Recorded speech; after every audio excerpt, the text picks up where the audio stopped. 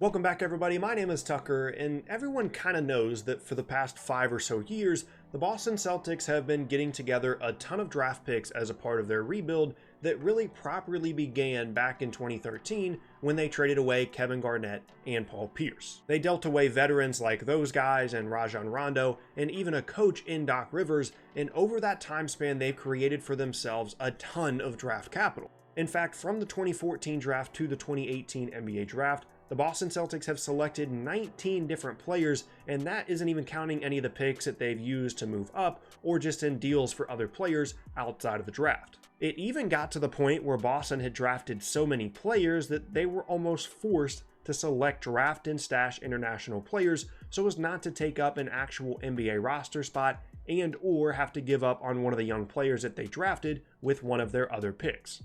But this issue of having too many picks really only became a problem in later years, and it was something that almost never even became an issue back during the 2015 NBA draft. This was a draft that, in hindsight, at least so far, has kind of underwhelmed, but at the time there was a pretty clear top four. Karl Anthony-Towns, who went number 1, D'Angelo Russell, who went number 2, Jahlil Okafor, who went number 3, and Kristaps Porzingis, who went number 4.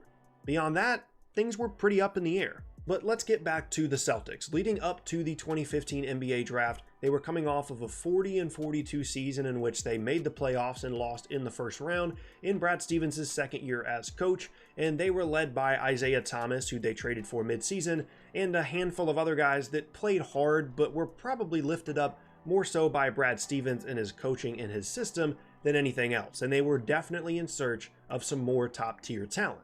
They had plenty of excess picks and saw an opportunity to make a move and trade up in that draft. But this particular trade, or non-trade in this case, had a drastic impact on the NBA and could have completely changed the way that we now see the Eastern Conference, and specifically with the Boston Celtics. The target for moving up in the draft by all reports was Justice Winslow, a one-and-done wing out of Duke that impressed as a freshman with his poise, effort, defensive versatility, and an intriguing bit of playmaking as well on the offensive end.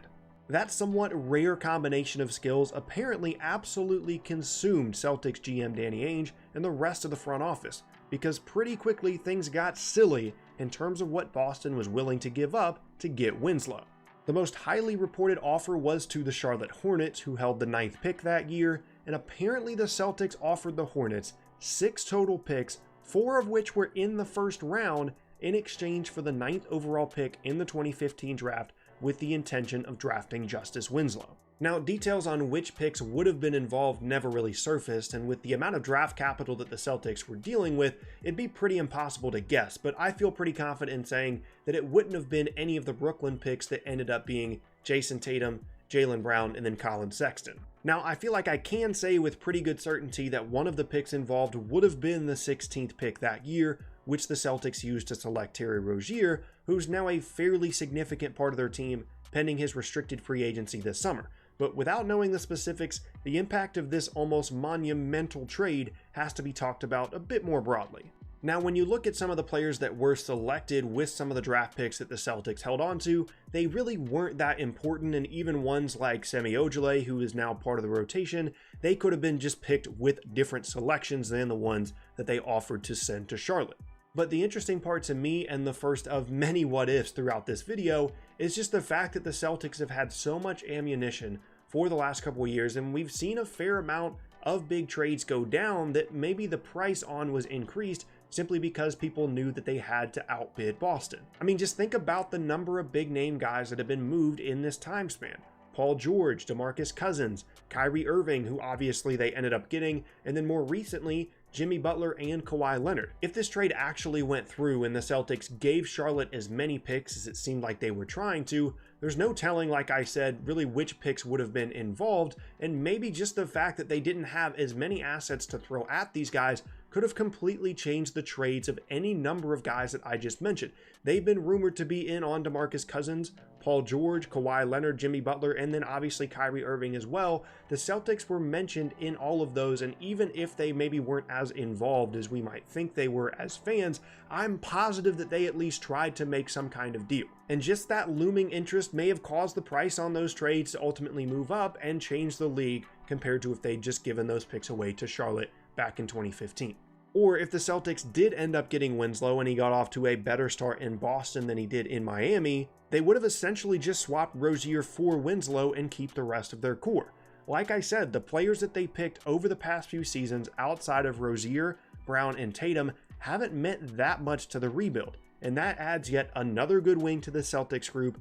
And if they have Winslow, maybe they don't go after Gordon Hayward so aggressively in free agency and he ends up in Miami, which reportedly made a very strong impression on him and he nearly signed there. And to take it even a bit further, maybe he never has that career-altering injury on opening night for the Celtics. Okay, maybe I'm getting carried away a little bit and that's a bit of a stretch, but you see what I mean about all the different repercussions of this trade. And while we're talking about those what ifs and repercussions, we might as well mention the fact that the Boston Celtics are far from done rebuilding. They are still very much in the Anthony Davis sweepstakes, and a lot of the picks that they have are going to be key pieces of potentially making that deal happen. And because you can trade picks so far into the future, any of these picks, like the Memphis pick that they own, the Sacramento pick that they own, could have been involved in that original Justice Winslow deal, and that could have taken away another asset from them potentially getting Anthony Davis. So if the Celtics do end up getting Davis with using some of their picks, just keep in mind that that might not have happened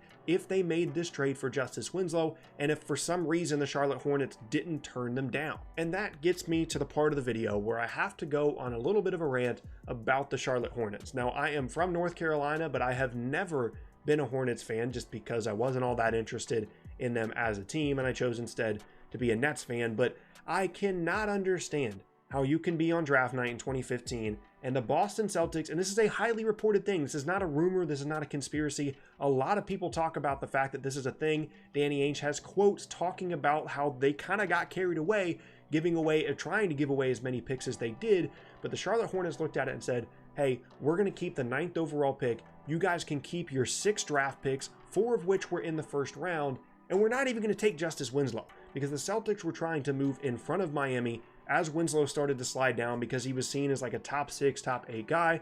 Once he started to slide down, they said, okay, we know Miami's going to take him at 10. Why don't we try and get in at 9 and get him? And the Hornets said, nah, you guys can keep your picks.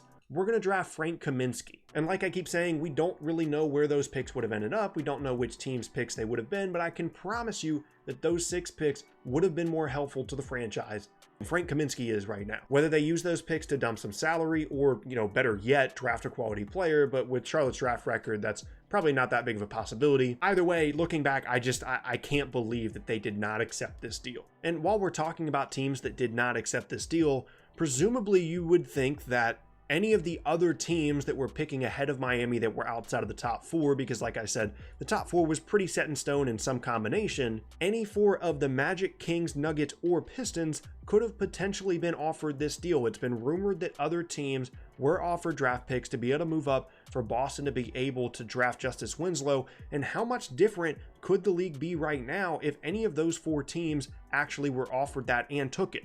The Magic have been rebuilding for forever, and these picks definitely would have helped them accelerate that process a little bit, assuming they actually picked the correct players. The Kings are actually good now, and they could have added a few more nice young players to this rotation. The Nuggets are really good now. They're one of the better teams in the West, and they could have added more players to the rotation. And the Pistons are one of the most depressing teams in the league, but maybe if they'd had these picks, they wouldn't have to play Bruce Brown on the wing. But actually thinking about it, they did draft Stanley Johnson with the 8th overall pick, and that didn't really help them either. So probably wouldn't help the Pistons that much. And at the center of all this is the player that I've barely talked about throughout the entire video, despite saying his name 100 times, Justice Winslow. He's had kind of an up and down start to his career in Miami. His 3-point shot is a little bit questionable, but defensive and playmaking wise, he's shown some flashes. And now that he's gotten the opportunity to handle the ball a lot more, he's looking like a guy that's really starting to break out. And I feel like maybe we've said that once or twice about him, but it feels real this time. So it's just interesting to see how all of these things have started to come together. The fact that Boston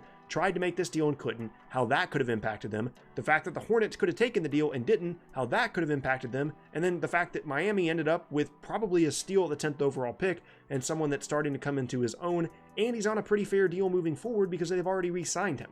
And really the big takeaway from this deal is you see lists all the time, whether it be in articles or on YouTube, about missed opportunity trades, trades that never happened but could have. And they always seem to involve star players, like the Chris Paul thing, or maybe going further back than that, the Kobe Bryant thing. But this trade right here, potentially, with the way things have gone forward now, for the Boston Celtics could end up being the most impactful almost trade that never actually happened of this era of NBA basketball. Whew, okay, that is going to be the end of today's very spirited video. If you guys missed the first episode of the Sporting Logically podcast, I shouted it out in the last Trade Machine video, but in case you missed it, episode 1 is up now on iTunes. You guys can go check it out. I will obviously leave the link to that in the description below. But with that said, my name is Tucker. I thank you all very much for watching. If you missed any of my previous videos, then be sure to check out the boxes on screen. Thanks again, and I'll see you all next time.